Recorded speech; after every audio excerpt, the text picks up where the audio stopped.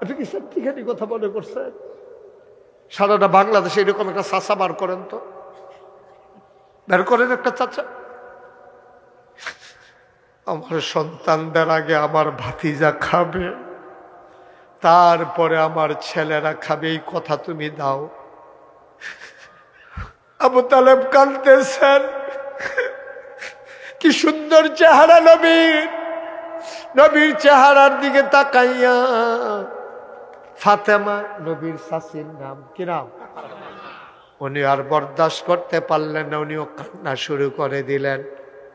ডাক দেয়া কয়, স্বামী ও স্বামী, আমি কথা দিলাম আমার ঘরে রান্না হলে আগে খাবে মোহাম্মদ, তারপরে খাবে আমার ছেলেরা।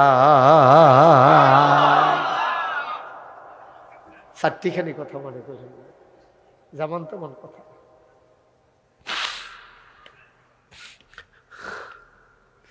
নবীজির 25 বছর বয়সে যখন বিয়ের প্রস্তাব আসলো খাদিজা থেকে, ওই যে বাসর ঘরে যখন গেছে বিয়ের পর, লম্বা ঘটনা তো মাঝে দিয়া, ওটা বলা আমার উদ্দেশ্য।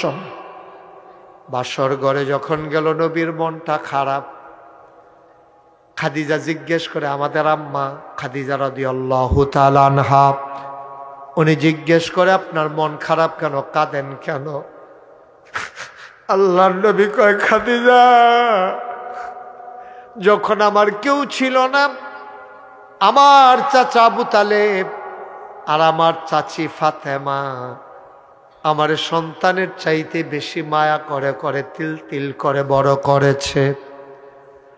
আমাদের চাচার ঘরটার ভিতরে বড় অভাব, ওনার বাচ্চা কাচ্চা বেশি, আয় কম, সবগুলা বাচ্চা ছোট ছোট। আমি তো চাচার জন্য কিচ্ছু করতে পারলাম না। ও খাদিজা, তুমি যদি অনুমতি দাও, চাচার সংসারের একটু কষ্টটা আমি দূর করে দিতে চাই। কয়, কেমনে দূর করবেন? কয়, একটা বাচ্চা চাচার, একটা বাচ্চা আমার একটা চাচাতো ভাই, আমাদের সাথে নিয়ে আসতে চাই, চাচার কষ্ট যেন কমে যায়।